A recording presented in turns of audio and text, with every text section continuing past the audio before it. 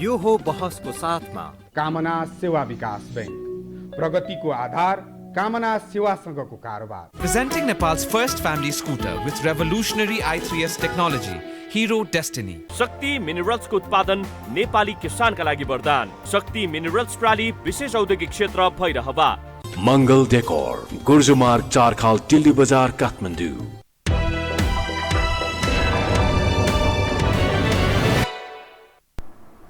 नमस्कार, यो बहसमा म यहाँहरूलाई हार्दिक स्वागत गर्दछु। जीवराम भण्डारी। आज यहाँहरू सामुन्ने उपस्थित हुनुहुन्छ डाक्टर विश्वश्रेष्ठ। उहाँ श्वास प्रश्वास रोग विशेषज्ञ हुनुहुन्छ, स्टार अस्पतालमा कार्यरत हुनुहुन्छ। उहाँले वीर अस्पतालबाट एमडी गर्नुभएको छ श्वास प्रश्वासमा, त्यसै गरी एपोलोबाट उहाँले फेलोसिप गर्नुभएको। उहाँको विशेषज्ञताको हिसाबले यतिखेर कोभिड-19 का कारण जुन ढङ्गले मानिसहरूको क्षति भएको छ, यो रोग हो के, बच्ने कसरी, बचाउने कसरी, यस उपर मूलतः चिकित्सकको भूमिका, स्वास्थ्य कर्मीहरू समग्रको भूमिका, नागरिक समाज, सचेत नागरिक समाजले निर्वाह गर्नुपर्ने भूमिका, राज्य संयन्त्रका तर्फबाट अपनाइनुपर्ने विभिन्न तत्कालीन गर्नुपर्ने निर्णय र दीर्घकालीन निर्णयहरू, समग्रमा नेपाली समाजमा अहिलेको समस्या हो के, समग्र विषयमा उठान गर्ने प्रयत्न गर्नेछु। सर्वप्रथम म उहाँलाई स्वागत गर्छु। डाक्टर साहब, स्वागत छ। डाक्टर साहब, म आज नै तपाईँ मार्फत आम जो लाखौं करोडौं दर्शक हेरिरहनु भएको छ, ती दर्शकहरूको पनि म गम्भीर ध्यान आकृष्ट गराउन चाहन्छु। उहाँहरूले कमसेकम हेर्नुभयो भने यसबाट तपाईका बाणीहरूबाट उहाँहरूले लाभ लिन सकुन् र तपाईसँग म आज मूलतः कोभिड-19 यो हो के, सर्वप्रथम त हुन नदिने कसरी, भएपछि बच्ने कसरी, राज्य संयन्त्रदेखि लिएर नागरिक समाजका अगुवाहरूले निर्वाह गर्नुपर्ने भूमिका, यो वेबबाट एकपछि अर्को कतिौं वेब आउने हो पत्तो छैन, यो समग्रमा हामीले अनि जीवन निर्वाह पनि गर्नु पर्यो। यावत पक्षलाई म उठान गर्ने प्रयत्न गर्नेछु। सर्वप्रथम तपाईँ श्वास प्रश्वास रोग विशेषज्ञ अर्थात् फोक्सो, जुन फोक्सोले सास तान्ने र फाल्ने गर्छ र मानिस निरन्तर चल्दछ। कोभिड-19 हुन्छ कसरी, हुनबाट सर्वप्रथम सुन्नेबाट सुरु गरौँ न।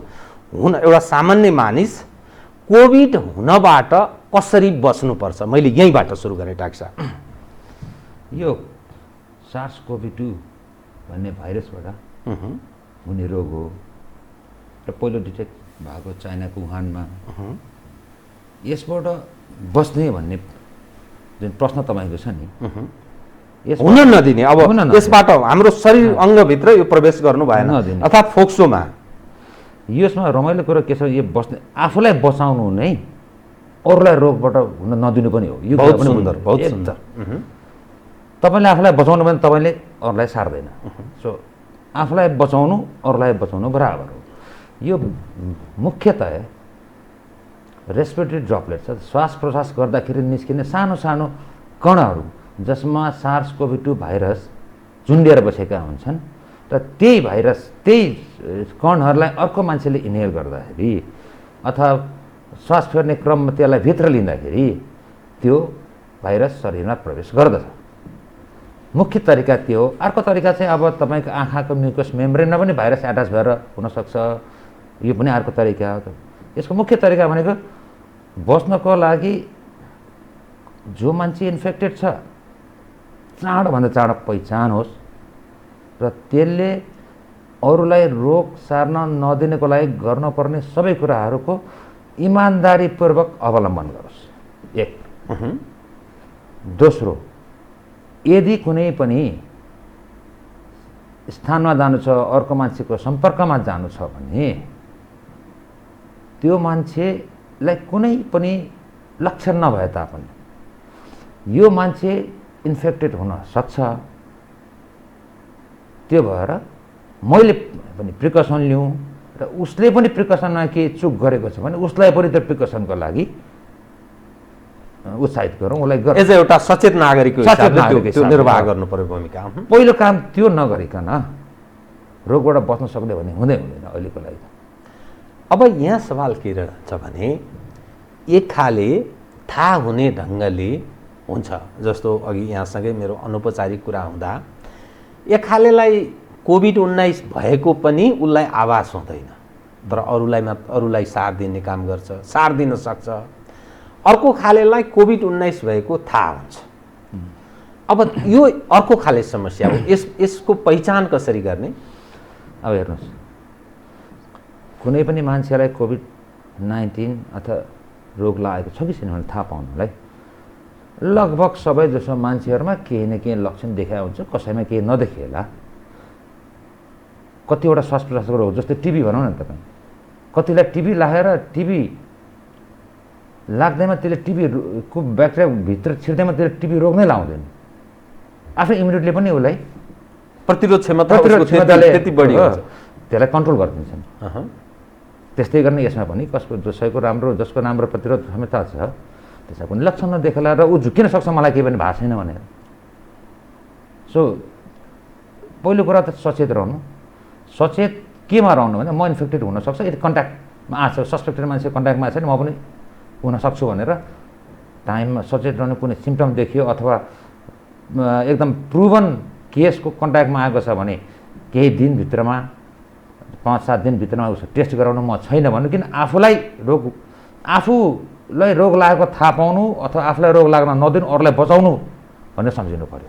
सिम्टम डाक्टर साहबले भन्नुभयो नि, अर्थात् लक्षण, त्यो लक्षण चाहिँ एकदम बुदागत हिसाबले बताइदिनुहोस् त। सामान्य मानिसले बुझ्ने गरेर कोभिड-19 हुन सक्ने लक्षण र त्यो दिन, यति दिनभित्रमा चाहिँ त्यसले म्याच्योर्ड हुन्छ अथवा परिपक्व हुन्छ, त्यो अलिकति बुदागत हिसाबले बताइदिनु डाक्टर साहब। कुनै पनि भाइरस, कुनै पनि ब्याक्टेरिया, कुनै पनि चाहिँ माइक्रो अर्गानिजम जिउमा छिर्नासाथ तत्काल त्यही दिनमा सिम्टम डेभलप हुँदैन। त्यस्तै गरिकन यो SARS-CoV-2 भाइरस शरीरमा छिरेको 2 देखि 14 दिनभित्र इन्क्युबेसन पिरियड भन्छन्, 2 देखि 14 दिनभित्र, मोस्टली चाहिँ 5 दिनमा सिम्टम देखिन सक्छन्। तर के यो सिम्टम देखिएपछि मात्र अरूलाई सार्ने हो त? त्यो पनि होइन, त्योभन्दा पहिला पनि सार्न सक्छन्। एउटा अब देखिने सिम्टममा भन्नुभयो तपाईँले, ज्वरो आउनु, टाउको दुख्नु, जिउ दुख्नु, रुगा लाग्नु, आँखा रसाउनु, डायरिया आउनु। मैले त सर्वप्रथम SARS-CoV-2 भएको बिरामी पत्ता लागेको नै त्यो बिरामी त डायरिया लिएर आएको थियो, जिउसु दुख्ने के पनि थिएन, शुद्ध डायरियामा त लिएर आएको थियो। तर डायरिया पनि एउटा प्रब्लम थियो। अहिले त थुप्रै मान्छे डायरिया लिएर आइरहेछन् होइन। हात गोडा दुख्नु, जोड्नी दुख्नु, आलस्यता हुनु, सास फेर्न गाह्रो हुनु, यो सबै समस्या भाइरसले मल्टी सिस्टमलाई, एउटा सिस्टमलाई इन्भल्भ गरायो भने कि मल्टिपल सिस्टमलाई इन्भल्भ गरेकोले गर्दाखेरि चाहिँ त्यो SARS-CoV-2 भाइरसले फोक्सोलाई मात्रै इन्टर गर्ने होइन, फोक्सो त्यसको मनपर्ने ठाउँ होला, तर त्यसले किडनीलाई पनि गर्छ, लिभरलाई पनि गर्छ, अरू सिस्टमलाई पनि गर्छ। त्यही भएर मल्टी सिस्टम समस्याहरू जस्तो साधारण रुगाखोकीमा देखिने समस्या सब देख्न सक्छ। तपाईँको इन्फ्लुएन्जामा पनि डायरिया हुनसक्छ नि बिरामीले, त्यस्तै गरेर यसमा डायरिया हुनसक्छ। त अहिले कस्तो देखिएको छ भने एकातर्फ कोभिड-19 का कारण मानिस पीडित छन्, साइरन बजाएका विभिन्न दौडिरहेका छन् गाडीहरू, हन हन हन हन, मानिसहरू एक हिसाबले आतंकित पनि छन्। अर्कातर्फ मानसिक समस्या पनि सिर्जना हुन थालेको छ। कतिपय मानिस सामान्य ज्वरो आयो, अलिकति खोकी लाग्यो, या अलिअलि अप्ठ्यारो चिडचिडापन हुन्छ नि, चिडचिडापन त्यस्तो भयो कि मलाई भयो भनेर आत्तिने त्यस्तो खालको स्थितिहरू पनि देखा पर्दछ। त यो र त्यो सिम्टम उस्तै जस्तो अर्थ लाग्दछ। अनि अलिकति ज्वरो आउँदा पनि अलिकति आत्तिएर मेरो आफ्नै नातेदार अथवा छिमेकमा पनि त्यस्तो देखेको छ। हतार गएर PCR टेस्ट गराएका तर नेगेटिभ आएको यस्तो दिन्छ। यो कसरी थाहा लाग्ने डाक्टर साहब? यसको कसरी मानिस मलाई भएको छैन भनेर ढुक्क हुने तौर तरिका? एउटा कुरो सिम्टम जस्तो तपाईँले भन्नु ज्वरो टिबीमा पनि आउँछ, टाइफाइड पनि आउँछ, मलेरियामा पनि आउँछ, सो ज्वरो आउँदैमा SARS-CoV-2 नै हो भनेर भन्न मुस्किल हुन सक्छ तर यो अहिलेको परिस्थितिमा पेन्डेमिक परिस्थितिमा र यो श्वास प्रश्वासबाट एकबाट अर्कोमा सर्ने भएकोले गर्दाखेरि पहिलो काम चाहिँ यो COVID-19 नै हो कि होइन भनेर छुट्याउनु जरुरी छ तपाईँको होइन यदि त्यसलाई ढिलाइ गर्ने हो भने त त्यो मान्छेले अरूलाई रोग सार्न सक्छ अरूले अरूलाई सार्न सक्छ यो विशेष सर्कल चाहिँ स्टप हुँदैन। अब तपाईँले भन्नुभयो यो ज्वरो आएको बेलामा के ज्वरो आएको मान्छेलाई तपाईँ कसैले टेस्ट गरेर हेऱ्यो र त्यसको नेगेटिभ आयो अरे के त्यो साँच्चै नेगेटिभ होला त भन्ने पनि त हुनु पऱ्यो नि। हामीलाई एउटा टेस्टको लिमिटेसन पनि थाहा हुनुपर्छ। त्यो डाक्टर साहब अलि स्पष्ट पारिदिनुहोस् त। कतिपय मानिस टेस्ट गराएका छन्, PCR टेस्ट गराएका छन्, नेगेटिभ आयो भने ढुक्क भएर बस्छन्, त्यसमा ढुक्क हुने कतिको आधार छ? यति म तपाईँलाई भन्छु 100 जना प्रुभन COVID-19 लागेको मान्छेलाई तपाईँले स्वाब लिएर टेस्ट गर्नुहोस् PCR भने के त्यसले 100मा 100लाई PCR ले पोजिटिभ देखाउँछ देखाउँदैन। त्यसको टेस्टको लिमिटेसन के छ भने त्यसले 60% 60देखि 65 अनि अन एन एभरेज 60 to 63% मान्छे मात्र डिटेक्ट गर्छ। सो हाम्रो त रोग कुनै पनि पत्ता लगाउनु भनेको एउटा टेस्ट मात्र होइन, क्लिनिकल सिम्पटम्स, उसको हिस्ट्री अनि टेस्ट सपोर्टिभ मेजर। तपाईँको बच्चाहरूले खेल्ने स्क्रिपल एउटा पेन्ट हुँदैन जसको टुक्रा टुक्रा मिलेर एउटा चाहिँ पिक्चर बनाउने, त्यही हो।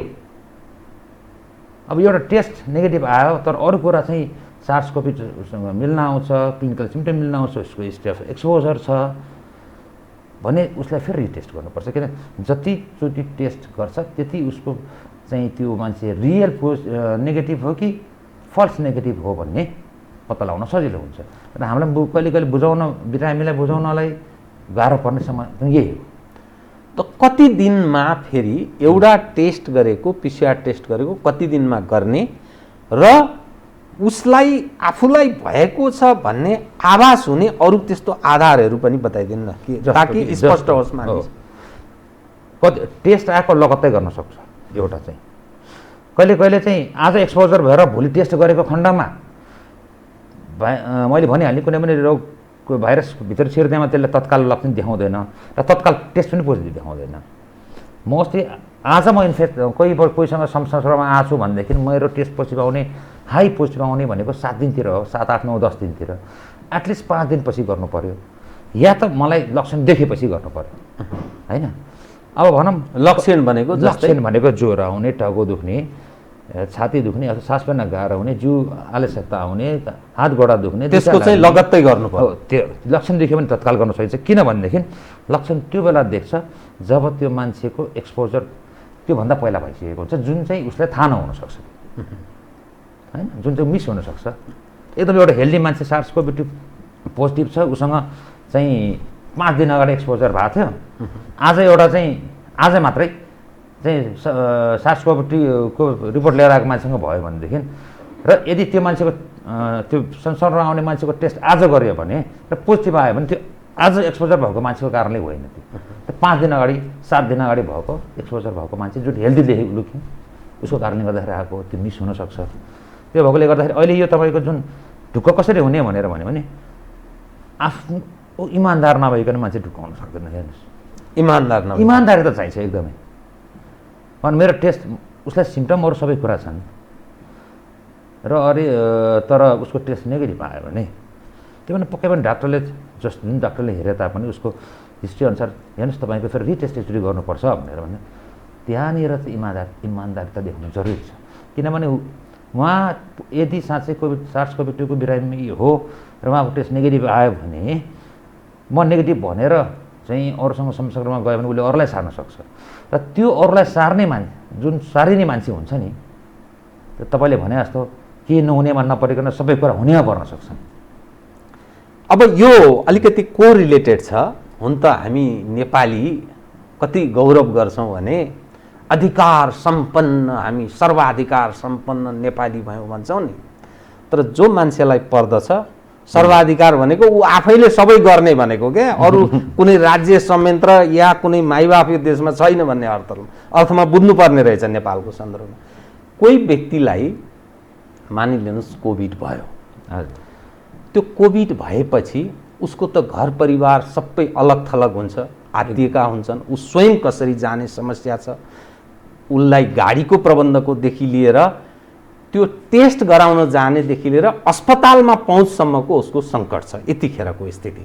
एकातर्फ अस्पताल गयो, अस्पतालमा बेड पाइँदैन, आइसियु बेडहरू खाली छैन भनिन्छ, सामान्य बेडको पनि अभाव छ, भेन्टिलेटर त कहाँ हो कहाँ। अर्कोतर्फ अक्सिजनको समस्या छ। राज्य संयन्त्र जुन ढङ्गले आश गर्दथे उही अधिकार सम्पन्न नेपाली कत्रो ठुल्ठुलो स्वरमा भन्छन् नि, अनि त्यो अधिकार सम्पन्नको अहिले अभिगत जुन देखिएको छ, त यो स्थिति यो अलिक कोरिलेटेड छ डाक्टर साहब। मैले तपाईँलाई पोलिटिक्समा म तपाईँहरू व्यावसायिक मान्छेलाई निश्चय नै म यतातर्फ आकर्षित गराउन चाहन्न कि मानसिक तनाव एकातर्फ समस्या, गुजाराको अर्को समस्या, अर्कोतर्फ जो निजी क्षेत्रका अस्पतालहरू छन् यति महँगो छन्, त्यो उसको जीवनलीला त्यही बिल हेरेरै ऊ अर्को पटक फेन्टबाट हार्ट एट्याकबाट मर्छ। त यो स्थिति जुन छ नि, अभिभावकीय भूमिका, लोक कल्याणकारी राज्य, समाजवाद उन्मुख संविधान हो त्यो जुन भनिन्छ नि, त एउटा मानवीय हिसाबले तपाईँहरू जस्तो चिकित्सक तपाईँ स्टार अस्पतालको ड्राइभ गर्नुहुन्छ, कसरी सोच्नुहुन्छ तपाईँहरू एज एउटा प्रोफेसन? किनभने म एउटा पत्रकार, कुनै पनि पीडित मान्छे आएर मसँग आएर ममाथि यति ठुलो अन्याय भयो, कसैले अन्याय गर्यो, यो विषय तपाईँले उठाइदिनु पर्यो भन्यो भने हामी निश्चय नै उठाइदिन्छौँ। त्यहाँ हामी कुनै कसैको केही म राख्दैनौँ। त यस्तो अवस्थामा तपाईँहरू कसरी सोच्नुहुन्छ? अब हेर्नुहोस्, यो तपाईँले अहिले भनेको जुन समस्या छ नि, सायद हाम्रो तपाईँले पोलिटिक्सतिर तान्न चाहँदैन भन्नुभयो, तर अहिले नेपालमा कोही पनि मान्छे चाहेर पनि नचाहेर पनि पोलिटिक्सतिर नतानिकन बस्न सक्ने अवस्था छ। हेर्नुहोस्, अब सायद तपाईँले भने जस्तै हाम्रो संविधान सबै कुराहरू अति सुन्दर भएकोले नै लागु नभएको हुनसक्छ, चाहिने भन्दा बढी रियलिस्टिक, बढी सुन्दर भयो कि सुन्नमा, तर व्यवहारमा त्यो कुरा देखिएको छैन। त्यसमा कुनै शङ्का छैन, जसले जे भन्यो भने कुनै शङ्का छैन। तर तपाईँले यही भनेको कुरा अभिभावकको भूमिकाको कुरा तर तपाईँले सरकारमा बसेको मान्छेसँग गर्नुहुन्छ भने उहाँहरूले जति राम्रो उत्तर कसले पनि दिन सक्दैन। ठिक हो, व्यवहारमा हेर्नुहोस्, ठिक हो होइन, उत्तर उहाँहरूले धेरै राम्रो दिनुहुन्छ। व्यवहारमा तपाईँले पनि भोग्नु भएको छ, मैले पनि भोगेको छु, अरू सर्वसाधारण सबैले भोगेका छन्, ठिक है। अब हेर्नुहोस्, सार्स कोभिड-2 भयो अथवा कोभिड-19 भयो, अर्को चाहिँ बिल हेरेर बिरामी मुर्छा पर्न सक्छ। त्यसको लागि उपचार गराएको पैसा चाहिँ साधारण जनताले, उसको मिडियम क्लासको मान्छे अरू लोवर क्लासको मान्छेले अर्को 10 वर्षमा काम गरेर तिर्नुपर्ने हुनसक्छ एउटा जीवन बचाउनको लागि, होइन, त्यो पनि पक्का हो, त्यसमा कुनै छैन। यो बेलामा सरकारको भूमिका के रहन्छ त भनेर भन्दाखेरि अहिले नेपालमा काठमाडौँमा मात्रै कुरा गरौँ, जस्तो तपाईँ निजी अस्पताल, स्टार अस्पताल, त स्टार अस्पतालले बेहोरिरहेको समस्या के त? जस्तै त्यसबाटै सबै निकास यो जवाफ आउँछ कि जस्तै अक्सिजन, आइसियु, भेन्टिलेटर, आवश्यकीय जनशक्ति, प्रविधि, राज्य संयन्त्रका तर्फबाट तपाईँहरूसँग भएको कोअर्डिनेसन, अनि सिभिल सोसाइटी, त्यो कति अगुवा छन् नि, अरू अप्ठ्यारो परेको बेला त त्यो जनप्रतिनिधि, त्यो अगुवाहरू अरू खाले राजनीतिक लाभ लिने बेला त वरवर निस्कन्छ।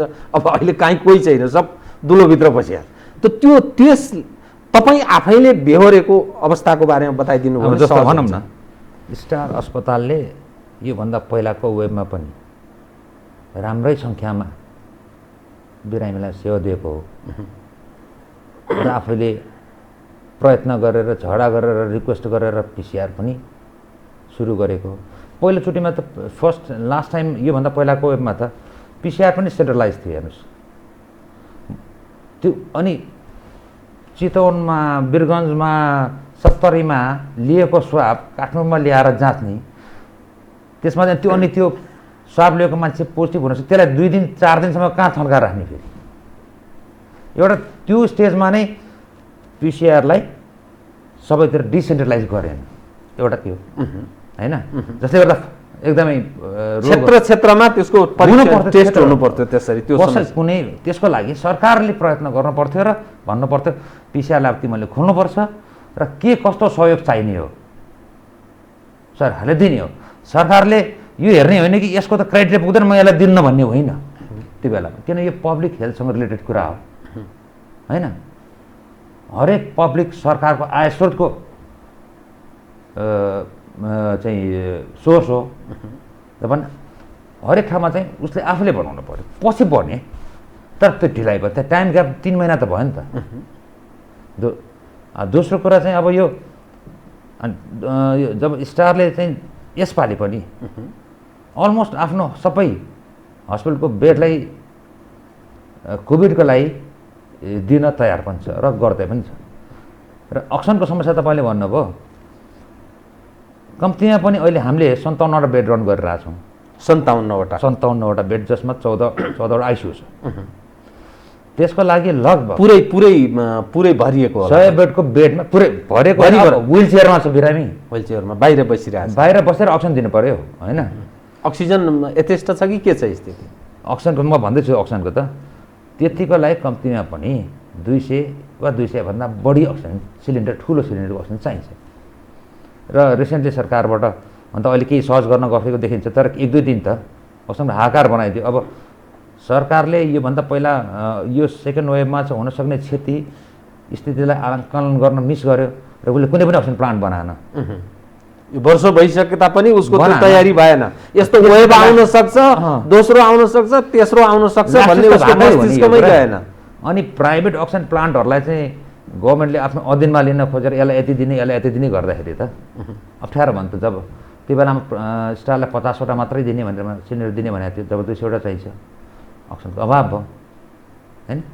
यताबाट उताबाट गरेर जो गरेर जस्तो सुकै दुःख पर्दाखेरि पनि बिन्ती गरेर ल्याएर भए पनि 57वटा बेड नै चलाइरहनु भएको छ, त्यो यथावत स्थितिमा छ अहिले पनि छ होइन।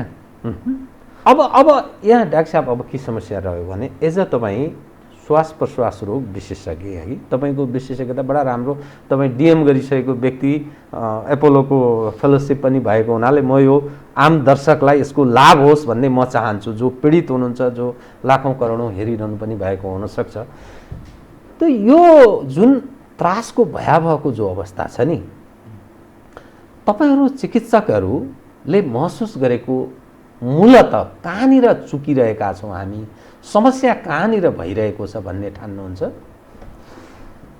हेर्नुहोस्, यो समस्या र चुक्ने कुराहरू सबै लेभलमा छ, थोर बहुत मात्र फरक। गभर्मेन्ट चुकेको छ, स्वास्थ्य संस्था, स्वास्थ्य कर्मचारी पनि चुकेको छ, पब्लिक पनि चुकेको छ, सबै नै चुकेको छ। अब गभर्मेन्ट केमा चुकेको छ? प्लानिङमा चुकेको छ। आकलन गर्न सक्नु पर्यो, तत्कालीन र दीर्घकालीन प्लानहरू। पृथ्वीनारायण किन पृथ्वीनारायण शाह भयो, दूरदर्शी किन भयो? त्यो दूरदर्शीपना देखिएन र आएपछि समाधान समस्याको समाधान गर्नतिर लाग्यो गभर्मेन्ट। पृथ्वीनारायण शाहलाई सम्झनु है तपाईँले, बडा खुसी लाग्यो होइन। त्यो होइन, त्यो प्रब्लम होइन, त्यहाँ दूरदर्शिता देखिएन होइन। दोस्रो, अब पब्लिकको लेभलमा रोगको गम्भीरता बारेमा, रोग सर्ने प्रक्रिया बारेमा मान्छेलाई थाहा छ नि, तैपनि यो दिनौँ त्यो कार्य गर्दाखेरि मान्छेले चुक्दो रहेछन्। जस्तो मास्क लगायो, मास्क चाहिँ घाँटीमा हुन्छन्, चुक्या हो त्यो पनि होइन। अनि तपाईँको अब हेल्थ स्वास्थ्य संस्था पनि एउटा गभर्मेन्ट छन्, एउटा सेमी गभर्मेन्ट छ, अर्को प्राइभेट छन्। अब गभर्मेन्टले त गभर्मेन्टको निर्देशन अनुसार, उनीहरूको प्लानिङ अनुसार उनीहरूले गर्ने हुन्। गभर्मेन्टको संस्था आफै एक्लैले केही गर्न सक्दैन, उनीहरूको बजेट हुन्छ हुँदैन, त्यसमा भर पर्छ। प्राइभेटमा चाहिँ प्रब्लम के देखिन आउँछ भनेदेखि, प्राइभेट संस्थाले हुन त हाम्रो पोलिसीमै गलत छ, हस्पिटललाई चाहिँ दर्ता गर्न पर्दाखेरि उद्योगतिर दर्ता गर्नुपर्ने हुन्छ। अर्को समस्या होइन। त्यहाँ दर्ता गर्न परेपछि अलिकति नाफामूलक त हो नि, तर अहिले सबै प्राइभेट संस्था भने त्यो नाफालाई मोस्ट अफ द, म त सबै त भन्दिनँ, डाक्टर साहब, यसमा दुईटा छ, एउटा नाफामूलक, एउटा नाफामूलक, अर्को सेवामूलक। सेवामूलक, यो दुई दुईटालाई कसरी जोड्ने तपाईँ भन्नु? हो, त्यसलाई कसरी म्यानेज गर्न सकिन्छ? किनभने नाफा नभए मानिसले किन जीवनभर लगानी गर्छ र किन फाइदा खोज्छ नि, उपभोक्तावादी समाज छ। तर जुन पेसा छ नि, सेवामूलक तपाईँहरूको पेसा, जस्तो नाइटिङ्गेलको विषयलाई यसो जोडेर हेर्ने हो, सेवाभावबाट गाइडेड स्वास्थ्य सेवीहरू, स्वास्थ्य स्वयंसेवकहरू, स्वास्थ्य क्षेत्रका मानिसहरू सेवाभावबाट निर्देशित हुनुपर्छ भन्ने दृष्टिकोण जो राखिन्छ नि, त कसरी यसलाई म्यानेज गर्न सकिन्छ? कतिपय मानिस भन्छन् स्वास्थ्य क्षेत्रमा स्पेन मोडेलको पनि कुरा गर्न थालेका छन् कतिपय मानिस। म यहाँलाई सम्झाउँछु, 1 वर्ष अगाडि त्यहाँको जनजीवन कोल्याप्स भयो, समाप्त भयो। निजी क्षेत्रका अस्पतालहरूले चाहिँ खास सरकारलाई सहयोग गरेन, अर्थात् पैसाको ठुलो नभइकन सहयोग नगर्ने स्थिति भयो। सारा अस्पतालहरूलाई राष्ट्रियकरण गरिदियो र राज्यले आफ्नो मातहतमा लियो। निजी अस्पतालहरूलाई त्यो एउटा मोडेलको रूपमा पनि हेरिन्छ।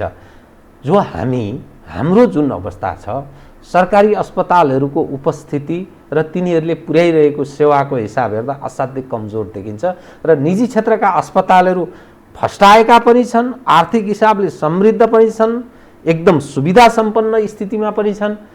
यो विषय एउटा छलफलको विषय बन्न सक्छ कि सक्दैन? यो त एकदमै छलफलको विषय अहिलेभन्दा पहिल्यै हुनुपर्ने, ढिलो भयो, ढिलो भइसकेको छ छलफलको विषय हुनुपर्ने एकदम। किनभने जबसम्म गभर्मेन्टले जेनरल पब्लिकको हेल्थको ओनरसिप लिँदैन नि, तबसम्म सल्युसन आउँदैन। हेर्नुहोस्, जस्तै भन हाम्रो पोलिसीमा एउटा मलाई लागेको, मेरो पर्सनल विचार हो, यो गलत हुनसक्छ, तर मलाई लागेको कुरा चाहिँ कुनै पनि एउटा विद्यार्थीले यदि चिकित्सा शास्त्र अध्ययन गर्छ भने त्यसले MD DM गरुन्जेलसम्ममा एउटा मिनिमम लेभल स्कलरसिप पाएको विद्यार्थीको कुरा छोडौँ, मिनिमम लेभलमा मिनिमम खर्च त्यसको 1 करोड रुपियाँ जति भइसकेको हुन्छ।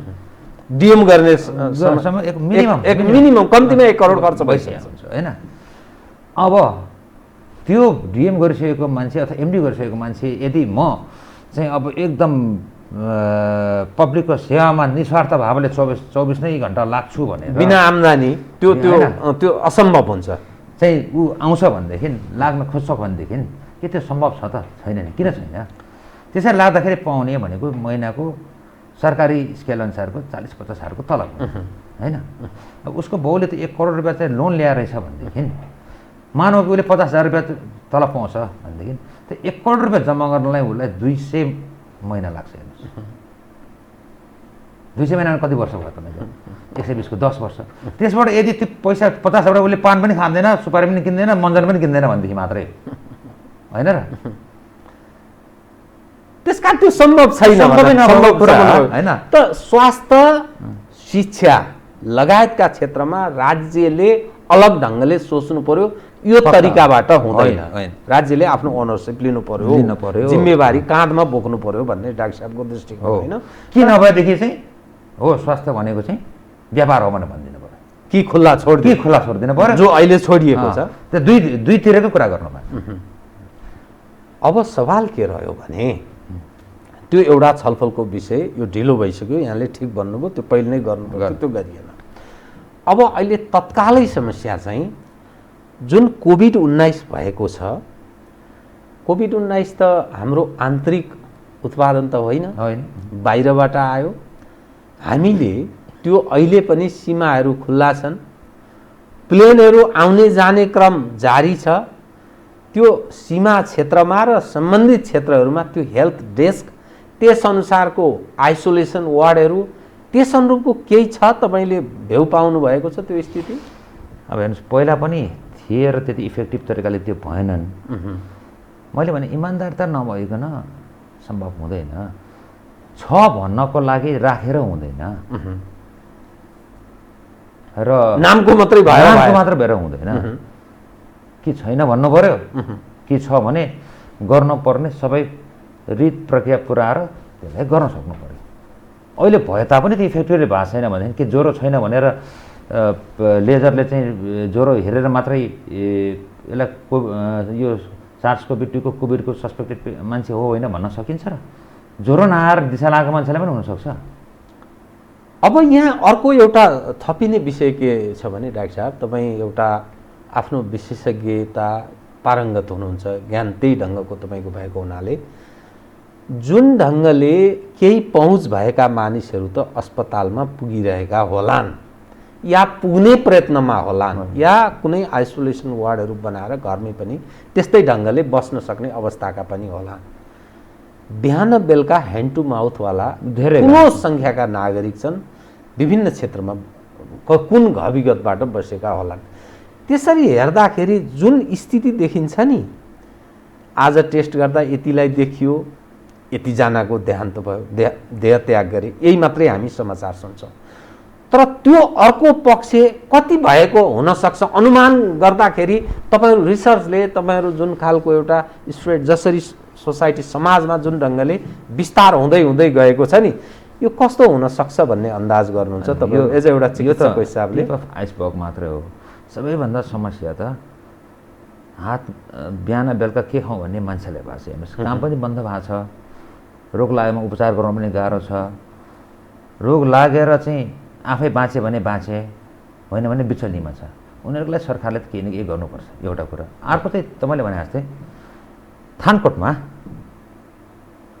बिहानको 5 बजेदेखि लिएर बेलुकाको 9 बजेसम्म कति गाडी छिर्यो भनेर चाहिँ रेकर्ड गरे जस्तै हो क्या यो चाहिँ।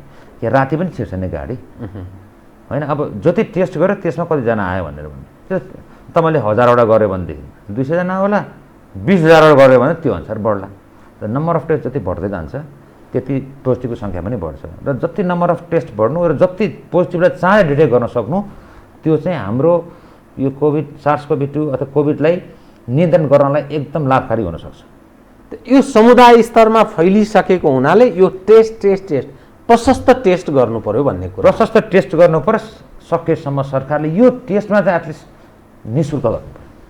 अनि त्यो अब बताइदिनुहोस् त, एकातर्फ यो निषेधाज्ञाको स्थिति छ, मानिस टेस्ट गराउन जान पनि सक्ने स्थिति छैन, टेस्ट गरिनुपर्छ भनेर प्रेरित गर्ने कुरा पनि गर्छौँ।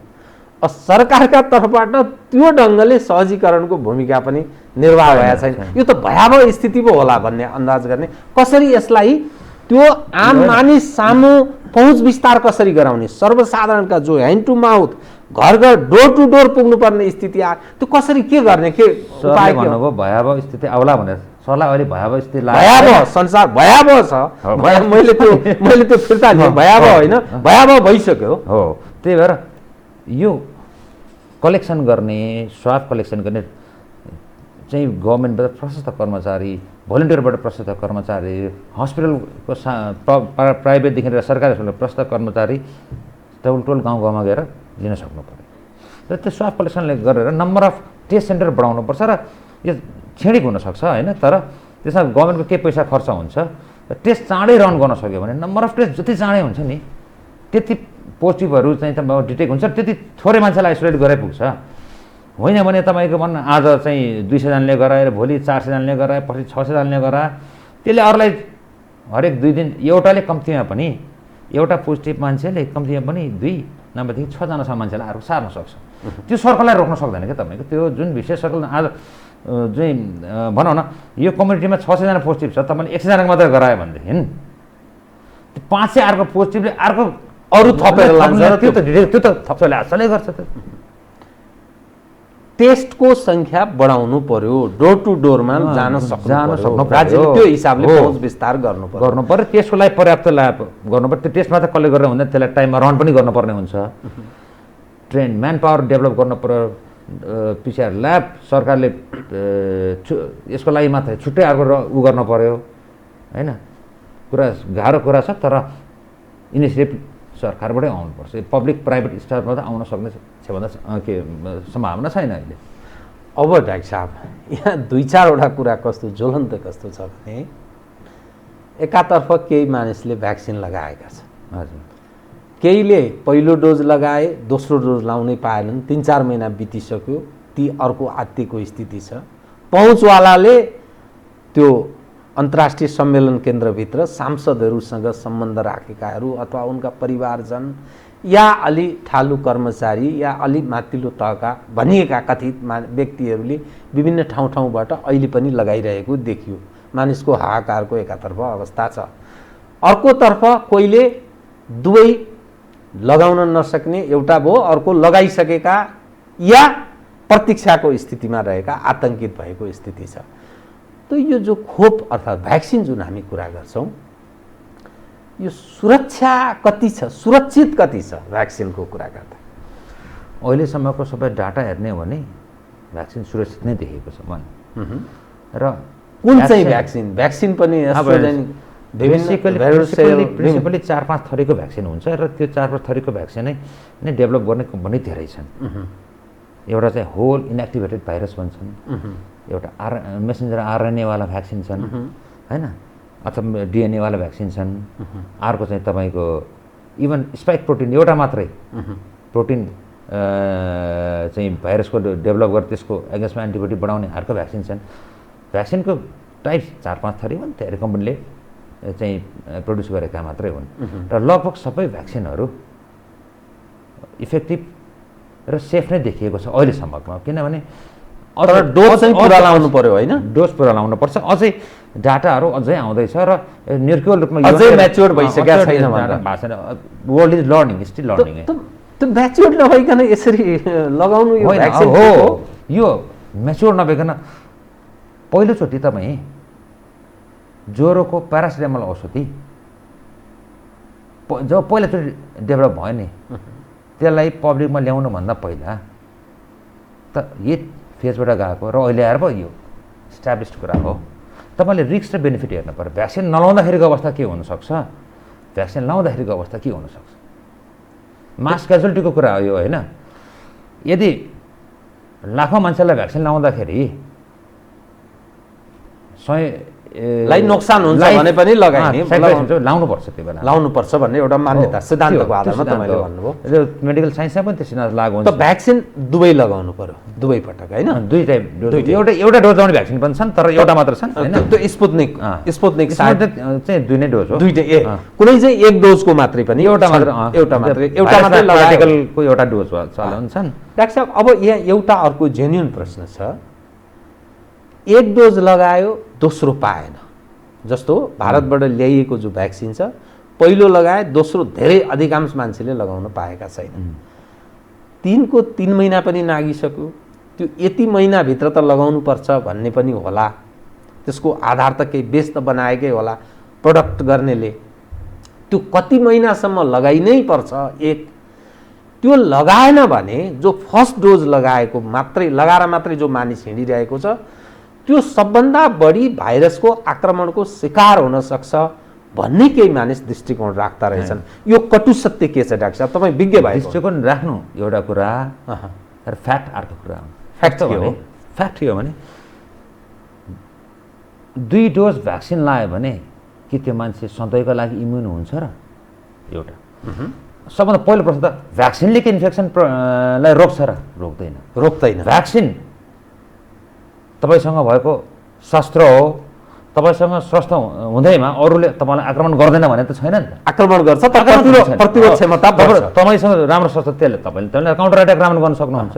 एक मृत्युको कम हुन सक्छ, इन्जुरी कम हुन सक्छ होइन, तर आक्रमण त हुन्छ। अरूलाई सार्न सक्ने भयो, अरूलाई सार्न पनि सक्छ, सङ्क्रमित पनि हुन सक्छ।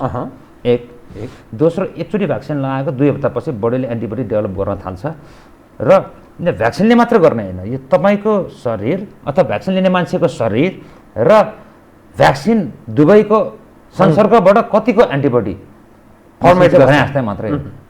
समुद्र मन्थन गर्दाखेरि कति चाहिँ ऊ निस्किने भने जस्तो, मेरोमा कम निस्केला, तपाईँकोमा बढी निस्केला। बढी निस्क्यो भने तपाईँ बडी प्रोटेक्टेड, तर तपाईँ पनि इन्फेक्सन प्रोन, म पनि इन्फेक्सन प्रोन होइन। दोस्रो बुस्टर डोज जुन तपाईँले 3 महिना भन्नुभयो नि, पहिला त 28 दिनमा दिने अथवा 21 देखि 28 दिनमा दिने भनेर आएको थियो। तर के देखियो भनेदेखि डाटा 3 महिनापछि लिनेको त झन् राम्रो एन्टिबडी डेभलप भयो, झन् बढी प्रोटेक्टेड देखिन आयो। त्यसैले आत्तिनु पर्दैन। र अहिले यो भ्याक्सिन अहिले तपाईँले भनौँ पछि काहीँ न काहीँ सरकारले व्यवस्थापन गर्ला, त्यो ढोक्क होस् भन्ने एउटा आधार रह्यो।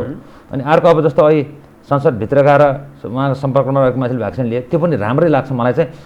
अहिले भ्याक्सिन कसले लियो भन्दा पनि कतिजनाले लियोसँग मतलब हो।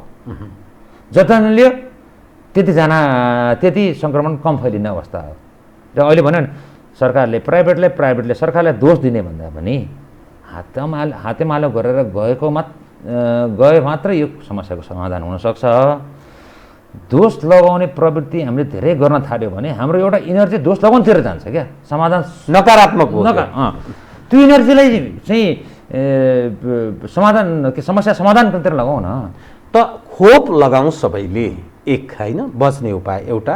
दोस्रो, दूरी कायम गरौँ। WHO ले तोकेको मापदण्ड या स्वास्थ्य कर्मीहरू यहाँहरू जस्तो सिनियर चिकित्सकहरूले तोकेको मापदण्ड अनुरूप हर कोही नागरिक हिँड्ने गरौँ, तब मात्रै कोभिड-19बाट बच्न सकिन्छ र बचाउन सकिन्छ इमान्दारीपूर्वक। अब सवाल कोभिड भइसक्यो।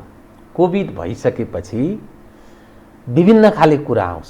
कोभिड भयो भने के हेर्ने, विभिन्न सामाजिक सञ्जालहरूमा आएका छन् नि। कोही घोप्टो पारेर सुत्नुपर्छ, त्यसो भयो भने श्वास प्रश्वासलाई अनुकूल हुन्छ, कोही तातो पानी खाने, कोही कतिपय विभिन्न विषयहरूको पनि कुरा गर्छन्। होम आइसोलेसनमा म 13-14 दिन बसेँ, 7 दिन बसेँ, मेरो यसै ठिक भयो भन्ने दृष्टिकोण राख्ने मानिसहरू पनि छन्। यी समग्र पक्षलाई हेर्दाखेरि जस्तो रेमडेसिभिर औषधि प्रयोगको पनि कुरा गर्दैछन्, कोही सिटामोल खाने अनि जिन खाने अनि यस्ता कुराहरू, विभिन्न भिटामिन सी को कुराहरूको पनि गर्छन्। त डाक्टर साहब यो समग्रमा अलिकति बुझाइदिनुहोस् त। जो मानिस सङ्क्रमित छ, सङ्क्रमित भइसकेको पुष्टि भइसकेको व्यक्तिले गर्ने के अब सङ्क्रमित भएर कुनै पनि लक्षण नदेखाएका छन् भनेदेखि त्यसले आफूलाई होम आइसोलेसनमा बसेर अथवा आइसोलेसन सेन्टरमा बसेर हेल्दी खानेकुरा मात्र खाए पनि पुग्छ। अहिले भाइटामिन्सले नै एकदम भाइटामिन्स खाँदैमा चाहिँ त्यो एकदम ठिक हुने, त्यसले तत्काल इम्युनिटी चाहिँ बढाएर चाहिँ भाइरसलाई निर्मूल बनाउने भन्ने यस्तो तथ्य छैन। यो कोभिड-19 को उपचारको क्रममा एकदम लाभकारी देखेको 2-4वटा मात्रै छन्। पहिलो अक्सिजन, दोस्रो पनि अक्सिजन, समस्या तेस्रो पनि अक्सिजनै मात्रै, चौथो, पाँचौँ, छठौँ, 8, 9सम्म अक्सिजन, त्यसै 10औँमा चाहिँ घोप्टो परेर सुत्दाखेरि त्यही अक्सिजनले बडी साइजमा प्रड्युस गर्छ। अर्को चाहिँ स्टेरोइड, अर्को ब्लड थिनर, अर्को प्लस माइनस रेमडेसिभिर WHO को प्लस माइनस नदियो भनेर भन्छन्। अमेरिकनहरू चाहिँ यो स्टेजमा देखेर फाइदा देखेको छ भन्छन्। डाटा अझ इन्क्लुड। तपाईँ के सुझाव दिनुहुन्छ? म चाहिँ एभाइलेबिलिटीमा, किनभने मेरो बिरामीहरू दिएका ठिक भएका पनि ठिक नभएका पनि छन्, अनि यहाँ तपाईँको नदिएका पनि ठिक भएका छन्। तपाईँको अस्ति भर्खर मैले एउटा न्युज पढेँ, इन्डियामा चाहिँ फेक रेमडेसिभिर बनाएर बेच्नेहरूको गिरोहलाई पक्राउ गर्दाखेरि जुन फेक रेमडेसिभिर जसले पाएका मध्ये 90% मान्छे ठिक भएका छन् र रियल रेमडेसिभिर पाउने मान्छे चाहिँ गएका छन्। अब यो विचित्र यो, अर्थात् उसको आफ्नै प्रतिरोध गर्दाखेरि निको भयो, मनोबल एभाइलेबल भएर ऊ चाहिँ त्यो रेमडेसिभिर दिने क्राइटेरियामा पर्छ भने र अर्को रिस्क फ्याक्टर छैन भने ठिक छ। अर्थात् त्यो रेमडेसिभिर खाँदा पनि त्यो चिकित्सकको परामर्शमा उसको मोनिटरिङमा त्यसले त किनेर यसै सट्टा खाने भयो होइन, त्यो त इन्जेक्सन भयो, त्यसको लिने भएन। त्यसै इन्जेक्सन त्यसको चाहिँ मोनिटरिङमा दिनुपर्छ, त्यसको किडनी फङ्सन चाहिँ मोनिटर गर्नुपर्छ, त्यसको लिभर फङ्सनमा त्यो औषधले गर्ने हानिहरू, त्यसले मुटुको चाललाई गडबडी गर्न सक्छ, त्यसले हाइपर रिडक्सन गराउन सक्छ होइन। कम छन् यो समस्या, कम मान्छेमा देखिन्छ, तर त्यो मल्टी अर्गन प्रब्लम क्रिएट गर्न सक्छ, त्यो ख्याल गर्नु पर्यो। त्यो घरमा बसेर लाउनु हुँदैन यो त होइन। त्यही भएकोले गर्दा यो त्यसको लागि फेरि लाउनु पर्ने। आज चाहिँ मलाई कोभिड देखेर म आज 25-30-40 दिन भइसक्यो, म अझ पनि सास फेर्न मलाई गाह्रो भइरहेको छ। त्यो बेला रेमडेसिभिर लाएर फाइदा छैन। त्यसले गर्ने के भन्दाखेरि भाइरसलाई मल्टिप्लाई हुन नदिने र भाइरस आफै पनि 10 दिन जतिमा इनएक्टिभेट भइसकेको हुन्छ। अलिअलि इम्युनो कम्प्रोमाइज मान्छे छ भने अलि प्रोलङ भाइरस सर्भाइभ गर्न सक्छ। भनौँ कि 10 दिनमा भाइरस इनएक्टिभेट हुन्छ, त्यसलाई 20 दिन रेमडेसिभिर लाएर के फाइदा हुन्छ? त्यो भाइरस आफै पनि मरिसकेका छन्, त्यहाँ केलाई रोक्ने? अब मरेकोलाई के मार्ने? जरुरी छैन होइन। अब यसैमा यो अलि मसिनो ढङ्गले आम दर्शकलाई बुझाइदिनुहोस्। कुनै पनि मानिसलाई कोभिड-19 भइसकेपछि उसको लिमिटेसन, ऊ कति दिनसम्ममा चाहिँ उसले होम आइसोलेसनबाटै पनि या पिसिआर टेस्ट त एउटा नतिजा होला, तर यति दिनसम्ममा चाहिँ यो कोभिड-19 आफैमा इनएक्टिभ भइसक्न सक्छ है भन्ने त्यस्तो केही डाटा आधारहरू केही छ आधार छ नि? किनभने जस्तै हामी नेपाल सरकारले पनि त्यो कुरालाई उ गरिरहेछन्, फलो गरिरहेछन्। जस्तो यदि 14 दिनको आइसोलेसनमा यदि लास्ट 3 डेजमा उसले केही पनि सिम्टम छैन भने उसले टेस्ट गराइराख्नु जरुरी छैन। 2 साताको कुरा आयो। 2 साताको कुरा होइन। किनभने टेस्ट तपाईँको 3 महिनासम्म पनि पोजिटिभ आउन सक्छ। यदि उसलाई केही सिम्टम छैन र ऊ टेस्ट 2 महिनामा पोजिटिभ, उसले अरूलाई त्यो रोग सार्दा पनि सार्दैन त। त्यो भएकोले गर्दाखेरि म्याक्स 14 दिनको आइसोलेसन पछि चाहिँ तपाईँको टेस्ट गराइराख्नु जरुरी छैन। मान्छे टेस्टको पछाडि दौडिरहेछन्, अनावश्यक टेस्ट भइरहेछन्। बरु त्यो रिपिट गरेको टेस्ट त जो त्यो पैसा तिनीहरूलाई गरौँ न, जो गर्नुपर्ने मान्छेलाई गरौँ न।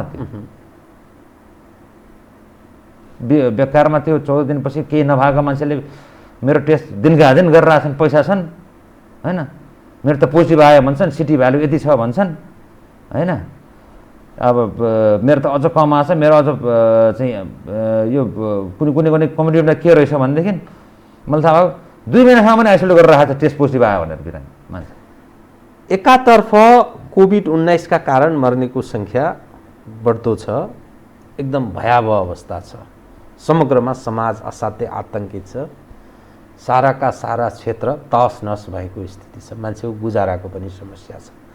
अर्कोतर्फ यो देशमा अरू विभिन्न खाले रोग भएका मानिसहरू पनि छन्, उनीहरू उपचार नपाएर सायद उनीहरूको अर्को सङ्कट उत्पन्न भएको होला, भएको छ र मानसिक रोग त्यत्तिकै थपिँदो छ। किनभने साइरन बज्छ, वहाँ मान्छे एकदम आतंकित।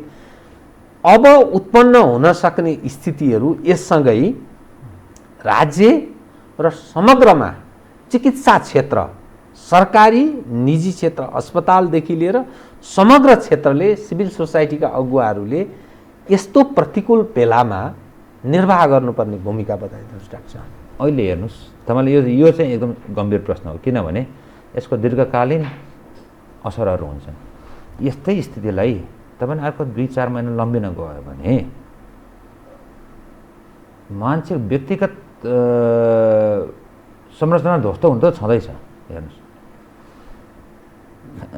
कमाइ हुँदैन, खाना पाउँदैन, सब कुरा हुने त छँदैछन्। तर अहिलेको बेलामा हामी प्राइभेट, पब्लिक, सरकारीले नाफाको कुनै पनि मोह नगरिकन, एक अर्कालाई दोषारोप नगरिकन इमान्दार भएर यो समस्याको समाधान गरौँ भनेर भन्यो भने चाहिँ 6 महिनामा हुने कुरा 6 हप्तामा समाधान हुन सक्छ। अहिले कमाउने बेला होइन, यो बाँच्ने बेला हो, बचाउने बेला हो, बाँच्ने र बचाउने बेला। यदि यो 3वटा समूहहरू प्राइभेट हस्पिटल, पब्लिक हस्पिटल, सरकार र सबै इमान्दार हुनुपर्छ। हेर्नुहोस् है, इमान्दारीको नाममा एकजुट हुने होइन कि इमान्दार भएर एकजुट भयो भने होइन भने त हेर्नुहोस् अहिले अब यो 2 हप्ता अर्को पछि हेर्नुहोस् पहिला जस्तै मान्छेहरू फेरि सडकमा आउन थाल्छन्। 2-4 हप्ता खाना नपाएपछि उपचार पनि गर्न पैसा छैन, खाने पनि पैसा छैन। डाक्टर साहब, यति यावत जो कुरा हामी गऱ्यौँ, जुन ढङ्गले तपाईँ र मैले मास्क लगाएका छौँ र जुन सायद 6 फिटको तपाईँ र मेरो दूरी पनि छ, यो हाम्रो जो यसरी कुरा गर्छौँ अथवा जसरी हामी फेस टु फेस भएर यसरी बसिरहेका छौँ, यो चाहिँ कतिको सुरक्षित छ? अब हेर्नुहोस्, अब तपाईँ र भनौँ कि तपाईँ र म मध्ये एकजना इन्फेक्टेड छ, अझ सिचुएसन अलिकति मोड्थ्यौँ। इन्फेक्टेड मान्छेले मास्क लाउँदाखेरि रोग अरूलाई सार्ने सम्भावना झन् न्यून हुन्छ। मानौ कि म कोभिड-19 को बिरामी हो, मैले मास्क लगाएको छैन, तपाईँले लगायो भने तपाईँले मात्र लाउनु भएको छ भनेदेखि तपाईँलाई रोग सर्ने सम्भावना ज्यादा हुन्छ। अब मानौ म कोभिड-19 को रोगी, मैले मास्क लाग्छु, तपाईँले लाउनु भएको छैन भनेदेखि तपाईँलाई रोग सर्ने सम्भावना कम हुन्छ र दुवैले लाउँदाखेरि झन् न्यून हुन्छ। एब्सोल्युट नो सर्दैन भने त आइडियल सिचुएसन त नहुन सक्छ। त्यो हेर्नुहोस्, त्यो नहुन सक्छ।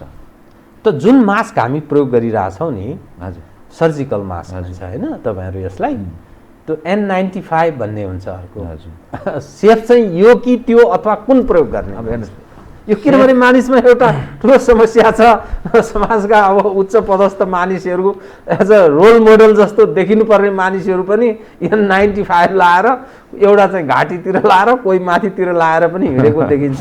यो अलिक स्पष्ट पार्दैन। होइन, सर्जिकल मास्क साधारण पर्पजको लागि मोर देन सफिसियन्ट छ होइन, यो यथेष्ट छ। यथेष्ट छ। N95 मास्क चाहिँ स्पेसल पर्पजको, रेस्पिरेटरहरू चाहिँ स्पेसल पर्पजको लागि बनाएका हुन्, जुन चाहिँ तपाईँ कोभिड-19 बिरामीको संसर्गमा गएर कुनै प्रोसिजरहरू गर्नुहुन्छ भनेदेखि। र N95 भने के हो? त्यसले SARS-CoV-2 को 95% जति ब्याक्टेरियालाई भाइरसलाई फिल्टर गर्छ भन्न खोज्यो। त्यो पनि 100% एब्सोल्युट छैन। हेर्नुहोस्, एक त होइन। अब तपाईँ एउटा अचम्म लाग्न के सक्छ भने N95 मास्कको पोर ढोका छ नि, भाइरसभन्दा धेरै ठुला छन्।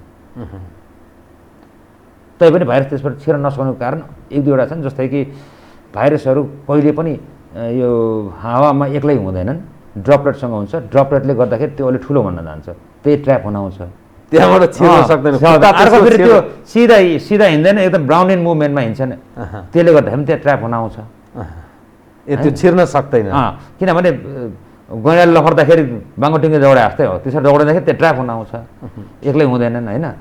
त्यही भएर साधारण पर्पजको लागि surgical mask more than sufficient छ, त्योभन्दा बढी लाउनु जरुरत छैन। तर तपाईँ स्वास्थ्यकर्मी हो र कोभिड बिरामीलाई नै हेर्दै हुन्छ भने सर्जिकल मास्कको दाँजोमा N95 बडी प्रोटेक्टिभ हुन्छ। अब म कार्यक्रमको ठिक अन्त्यमा जुन हाम्रो अस्पतालहरू छन्, जुन खालको जनशक्ति छ र जुन ढङ्गको राज्य संयन्त्रले जुन काम गरिरहेको छ, यो समग्र अवस्था हेर्दा हामी कतातर्फ मोडिँदैछौँ? के हामी थेगिन सक्छौँ? ढिलो भएको छैनन्। अहिले पनि बुद्धि आयो भने चाहिँ ठिकै सक्छ। ढिलो भएको छैन भने के अझै? होइन, ढिलो भएको छैन। अब तपाईँको आक्रमण त भइसकेको छ होइन। अब एकजुट हुनुपर्ने शक्तिहरू सबभन्दा त पोलिटिकल विल पावर हो क्या। पोलिटिसियन इमान्दार नभइकन देशको कुनै पनि अङ्ग इमान्दार हुन सक्दैन। अहिलेको बल भनेको प्राइभेट हेल्थ सेक्टरमा छैन, गभर्मेन्ट र पोलिटिसियनमा छ। डाक्टर साहब, यो कति लम्बिन सक्छ भन्ने अन्दाज गर्न सकिन्छ? हेर्नुहोस्, यो अहिलेको अनुमान अलिकति तलमाथि हुनसक्छ, किनभने पहिलाको वेबमा चाहिँ सबै मान्छेहरू भ्याक्सिन नेक थिए भनेको मतलब कोही पनि भ्याक्सिन लगाएको थिएन। सबैको लागि कोभिड-19 नौलो इन्फेक्सन हुन्थ्यो र सबै इन्फेक्सियस हुनसक्छ। अहिले मिक्स छ, अलिकति थोरै पपुलेसनले हो भने भ्याक्सिन पाछ र कति पपुलेसन चाहिँ पहिला चाहिँ इन्फेक्टेड भएर अलिकति इम्युनिटी डेभलप गराएको छ। त्यसले गर्दाखेरि त्यस्तो बिरामीमा, त्यस्तो मान्छेमा त्यो भाइरसको रिइन्फेक्सन हुँदाखेरि कहिले कहिले त्यो मान्छे चाहिँ त्यो भाइरसको लागि डेड इन हुनसक्छ। होइन, वेबको जो कुरा गर्छौँ नि, यो सेकेन्ड वेभ हो, त्यसपछि थर्ड, फोर्थ, फिफ्थ, 7, 8, 9 जति पनि जान सक्छ भनेर भनिन्छ। जस्तो थर्ड वेभको, फोर्थ वेभको कुरा गरिरहेछन् विभिन्न युरोपतिर, अमेरिकातिर, भारतकै पनि कुरा गरिन्छ। इन्डियन कोभिड भन्न पनि थाले कतिपय मानिस। यो स्थिति हेर्दाखेरि त यो त वर्षौँ लम्बिन्छ, यो त अर्को एउटा समस्या हुने भयो नि। इन्फ्लुएन्जा पनि त हरेक वर्ष लाग्छ नि। अल्टिमेटली गएर SARS-CoV-2 को यो कोभिडको चाहिँ स्थिति इन्फ्लुएन्जाको जस्तो हुनसक्छ पछि गएर हरेक वर्ष। यसको अर्थ हामीले यसलाई आफ्नो अभिन्न अङ्ग जस्तो बनाएर आफै सचेत भएर मान्छेहरूमा हर्ड इम्युनिटी भइसकेपछि त्यसपछि इन्फेक्सन स्वतः अलिकति कन्ट्रोलमा आउँछ। हर्ड इम्युनिटी डेभलप हुनलाई पनि तपाईँको 50 to 80% मान्छेमा इम्युनिटी डेभलप भइसकेको हुनुपर्छ, अनि मात्र हर्ड इम्युनिटीको कुरा आउँछ। त्यो हुनलाई टाइम लाग्छ। हेर्नुहोस्, अब गभर्मेन्टले हामीलाई पब्लिकलाई भ्याक्सिन लगाएर चाहिँ इम्युनिटी डेभलप गराउने हो कि इन्फेक्सन गराउने? उहाँहरूको राज्य संयन्त्र र राजनीतिक नेतृत्वले यसतर्फ चाहिँ ध्यान आकृष्ट होस् भन्ने डाक्टर साहबको पनि चाहना। हस् डाक्टर साहब, कार्यक्रममा आइदिनु भयो, बहुत धन्यवाद छ यहाँलाई, हार्दिक धन्यवाद है। आजको यो डिस्कसनमा जुन विषयहरू तपाईँले उठाएर पब्लिकलाई सचेत गराउन खोज्नु हो, साह्रै सान्दर्भिक विषयहरू उठाएर, त्यसको लागि पनि म धन्यवाद छु। आदरणीय दर्शकवृन्द, उहाँ हुन्थ्यो डाक्टर विश्व श्रेष्ठ, श्वास प्रश्वास रोग विशेषज्ञ। उहाँ स्टार अस्पतालमा कार्यरत हुनुहुन्छ। उहाँ डिएम, समसामयिक विषय खास गरी कोभिड-19 र यसले उत्पन्न गरेको सङ्कट, कसरी यसबाट निपटारा पाउने, अर्थात् कसरी यसबाट छुटकारा पाउन सकिन्छ, गरिनुपर्छ के लगायतका विषयमा केन्द्रित रहेर गरिएको कुराकानी। म सहित मेरो सम्पूर्ण युनिटलाई कार्यक्रमबाट बिदा दिनुहोस्। तर यो हो टेलिभिजन, हेर्दै रहनुहोला। नमस्कार।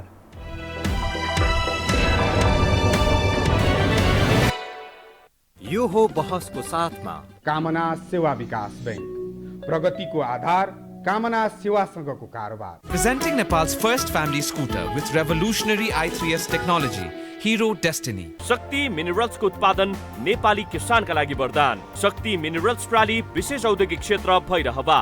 मङ्गल डेकोर, गुर्जुमार्ग 4 खाल टिल्ली बजार काठमाडौँ।